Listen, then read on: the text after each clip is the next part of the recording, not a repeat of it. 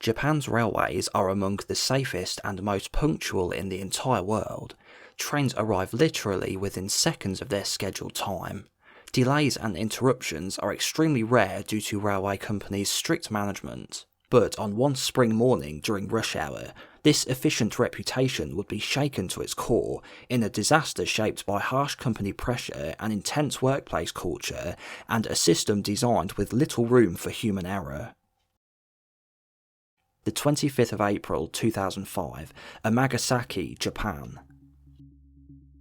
A rapid commuter service from Takarazuka Station is making its journey along the Fukushiyama line, operated by West Japan Railway Company, better known as JR West.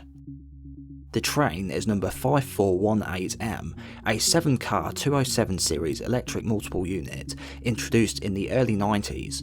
They are designed for suburban commuter routes, offering fast acceleration, decent capacity and efficient operation. It's a typical weekday. The train is filled with office workers and other commuters bound for central Osaka. But not so ordinary is the fact that earlier on, the train had encountered an issue. The 23-year-old driver had ran a red signal, causing the automatic train stop system to kick in, bringing the train to a halt, and later on at Itami Station, he had accidentally overshot the platform by around 3 carriage lengths, meaning he'd had to reverse the train back, delaying it by around 90 seconds. A delay which, in most Western countries, wouldn't even raise an eyebrow, but in Japan, the country that invented the bullet train, with its emphasis on absolute punctuality for their railways, throws the whole schedule into jeopardy. In a system where commuters need to arrive and catch the next train in synchronisation, the tolerance for delays was set at a meagre 28 seconds. And at JR West, small mistakes have big consequences, something this driver already knows about too well. When a mishap such as overshooting a platform happens, they are mandated to report it to the company. When his colleague is about to log it, the driver asks if he can downplay it to say he'd not overshot by as big a distance, to which the colleague does not agree to, instead just telling him he was going too fast. After the stop, they set off once again. The driver tries to make up for lost time by increasing their speed to shave precious seconds off the delay. But then comes a curve up ahead, a sharp 304 metre radius bend with a speed limit of 70 km per hour or 43 miles per hour. Train 5418M enters at 116 km per hour or 72 miles per hour. At this section, there are no automated speed controls to stop it. To try and slow down, he uses the service brake, but it is not enough and the centrifugal force is too great. The train derails, the lead car leaving the tracks and ploughing into an apartment building, embedding itself into the concrete structure.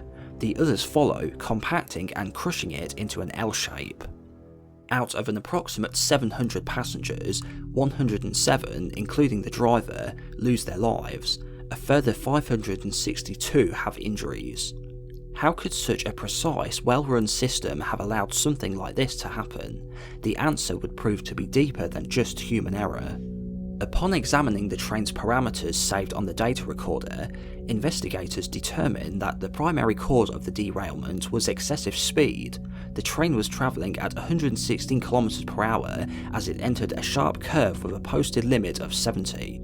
The driver had earlier made 2 operational mistakes by overshooting a stop by more than 3 carriages and passing a red signal, which automatically stopped the train. Together, these mistakes delayed the schedule by around 90 seconds. In an apparent attempt to make up for lost time, the driver increased the train's speed significantly. By the time the train passed Sukaguchi Station, he'd managed to reduce the delay to 60 seconds, but the risk had already grown. But what could drive someone to take such a dangerous risk, with hundreds of lives in his hands, for the sake of a 90-second delay?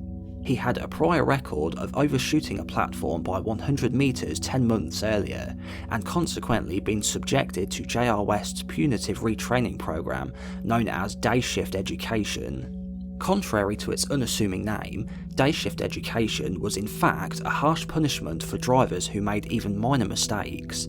Here they'd be sent on a retraining program consisting of them being forced to write long apology essays, performing menial labour like weeding, cleaning toilets and scrubbing train tracks, all while enduring verbal abuse from managers.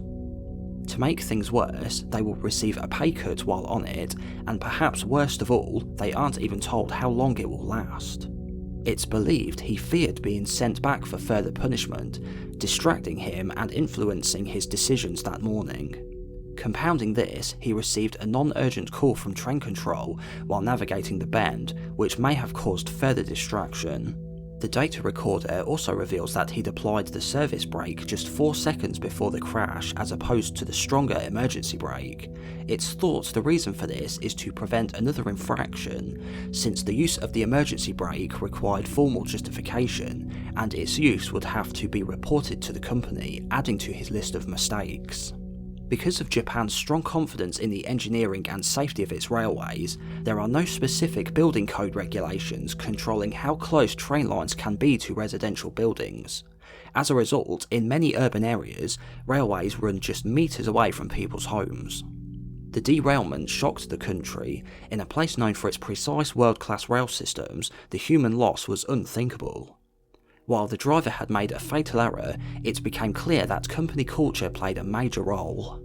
The Ministry of Land and Transportation asked railway companies to update their automatic stopping systems, ensuring trains would have the ability to slow down automatically as they approached sharp curves. The derailment exposed something deeper than a technical failure. It revealed a workplace culture built on fear. Rather than educating, it terrorised workers. Following the crash, day shift education is abolished. JR West acknowledged it had created a dangerous environment where safety was secondary to discipline. In 2011, the Osaka District Court would order JR West to pay a total of 6.2 million yen to 61 train drivers and other staff forced onto these retraining sessions. Some of the most senior staff resigned from JR West to take responsibility for the accident. The former director faces criminal charges for his part in causing the accident, but is found by a judge to be not guilty. It was deemed the accident was not sufficiently predictable to merit a finding of guilt. In 2017, the apartment building that was hit by the train was demolished, and a year after that, a memorial facility built at the accident site. In the end, it wasn't a mechanical fault or purely human factors, but a 90-second delay, a delay that set off a chain of pressure, panic, and ultimately fatal decisions.